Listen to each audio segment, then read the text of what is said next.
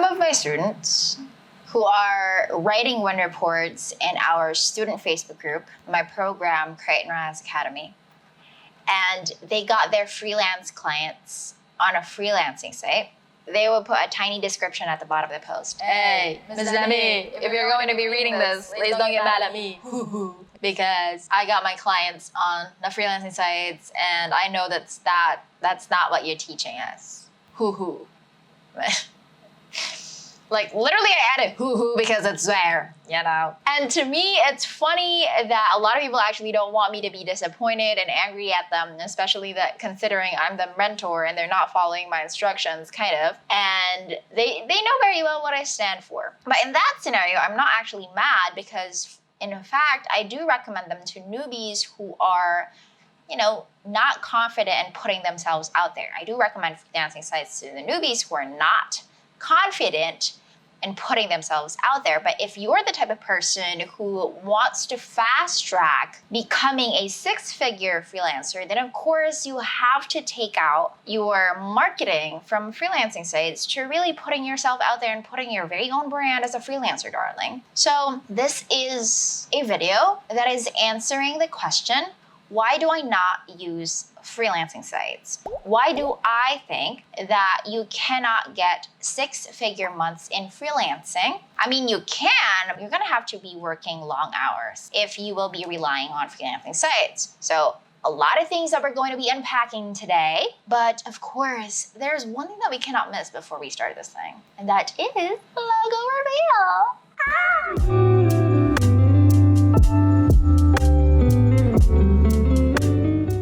Okay, so today I will be unpacking 5 things, with the very first thing being clients are looking for the fastest and the cheapest freelancer possible inside these freelancing sites.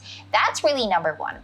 I honestly think that it is unfair. I know I'm gonna get very opinionated again in this very video. I'm gonna get a lot of hate comments, but you know, I'm used to it, kind of.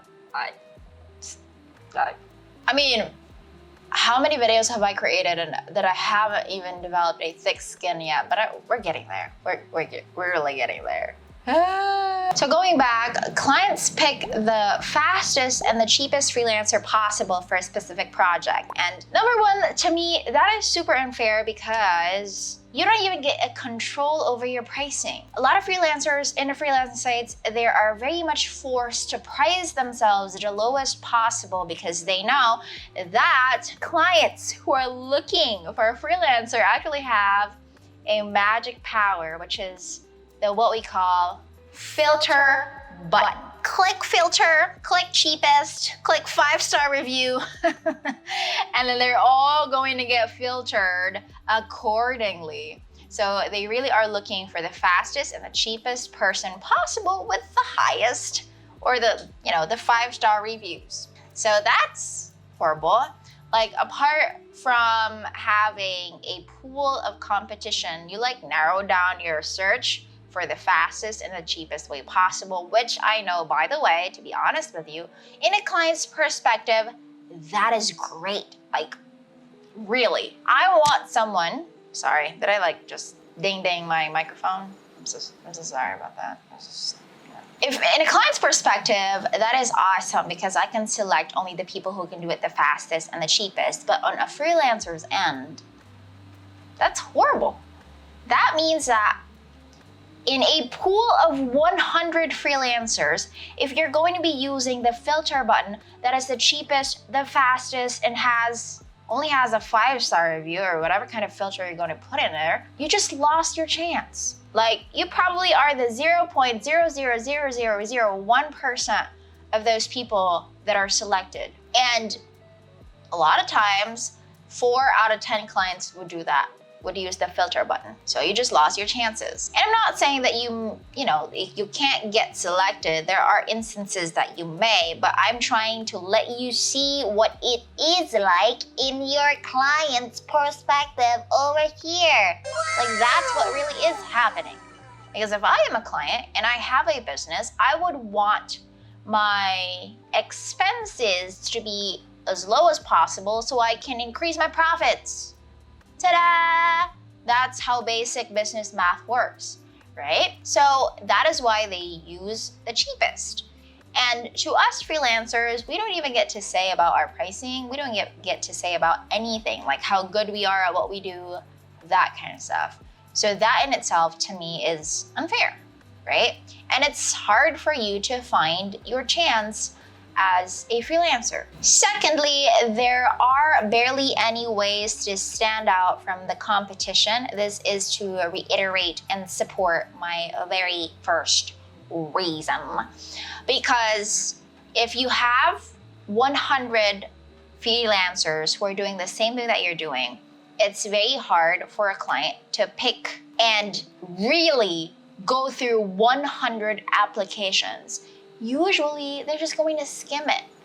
And if you have done something at the tiniest bit, you have done something or said something wrong, automatically they're going to take your application, put it in the back burner, and focus on the people who have followed their standards thus far. So that is how they narrow down the applications. Okay, so I'm trying to let you see what it is like in a client's perspective, because we fail so many times. We fail to see it from their perspective. We only see it from ourselves. And we're like, oh, okay, so I'm just going to lower my rates because that's what the client wants. But you don't really know exactly what they're thinking. So I'm trying to let you see it from here. You know? And speaking of not having any medium to stand out from the crowd or from the competition, really we don't get to say anything. We don't even get to say how good we are compared to the people they have picked. We don't even know who they picked. Like, really, we're just in there like flowers trying to bloom. And we're waiting for someone who's going to pick us. Right? Like there's a gazillion flowers. Like I'm a lavender, you're a lily. We're kind of like doing the same thing. We're all flowers here, but you know, we're gonna be waiting for anyone who's going to pick us, and hopefully that's someday soon because I have bills to pay. So that's what's happening. Okay? Next, the sites ask for a percentage. This one is a little bit heartbreaking, but at the same time, you know, this is just the reality. I know that the Upwork CEO is gonna hate me for this, but it's the truth. They really are taking a certain percentage of the work they haven't done. Yep. So while I understand where they're coming from, they're kind of like charging a finder's fee because then you don't need to market yourself out there. Right? You don't need to market yourself out there, my friends. All you have to do is fill out a form on that freelancing site, put all your like qualifications and everything that you have done in the past, put it all there, junk it all there, and let's just see what client's going to pick you. So they're kind of like charging you a finder's fee with or without you getting a client, right? Like the connects. The connects in itself, I'm so sorry, Upwork. I hope you don't sue me, but I'm just, no, stating facts. The connects, even if you don't get that client, for you to pass an application, it has to be deducted, right? And you have to pay for connects. So that, to me, is not gonna work. I'm just the type of person who feels like whatever work that I'm doing has to be paid. Whatever work that I'm doing has to be paid. So I'm not going to be spending time, especially if you have been a freelancer for a while, you get to realize like your tiny minutes count. So the minutes that you have spent on something, it has to be paid. And that's what I'm teaching my students as well, is that you have to value your time because time is money, right? So just for me, at least, I don't feel like there's anything wrong about charging for the platform you have created.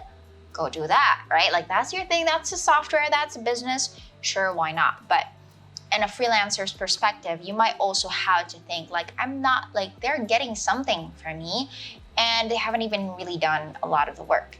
And considering how much is that, like if you're going to stack them all together, what's the percentage of those connects or whatever it is that you are paying for compared to the amount of money that you're receiving from the clients that you got there? So you also have to calculate that and take that into consideration because who knows, that's already like 60% of your income. Some freelancers are having that kind of equation. It's probably different from one person to another, but if that's 60% of what you're earning, girl, you might want to reconsider, right?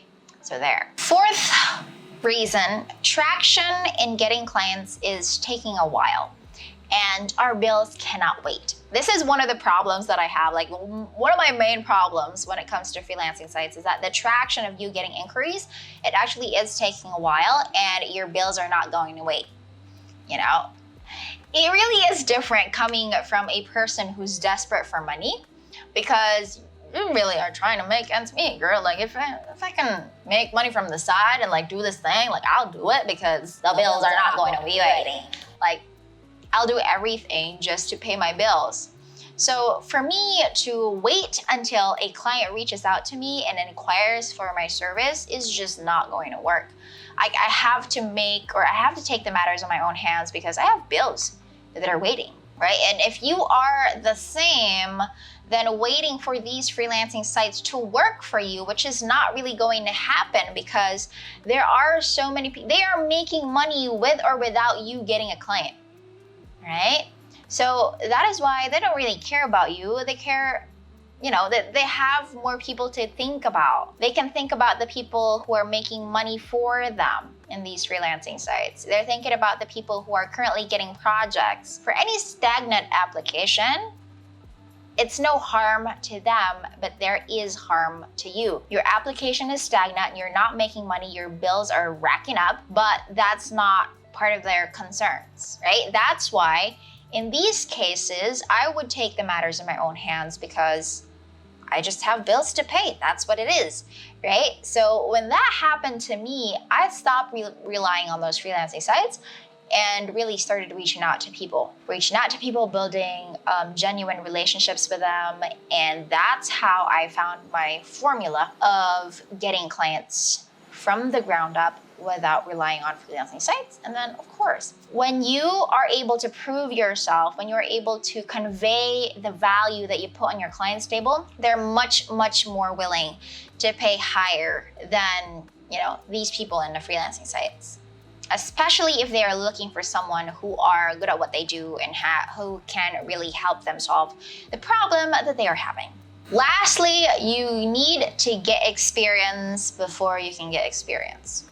So as funny as that sounds, it's hard for a client to hire someone with no reviews. And how are you going to get reviews? For you to get hired, right? Like, you can only get reviews when you get hired, but people don't hire you if you don't have reviews. If that didn't blow your mind, I don't know what will. It's easier for you to get experience in pro bono client hunting outside of freelancing sites, rather than waiting for you to somehow get a client in these freelancing sites.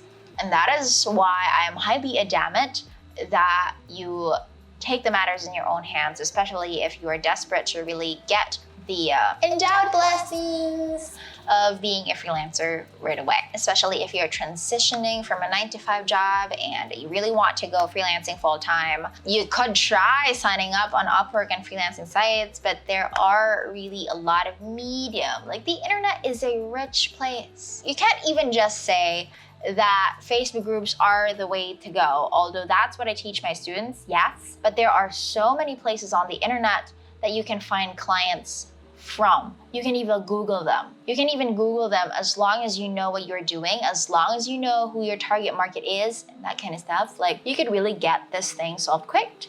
So, diskarte lang ang kailangan.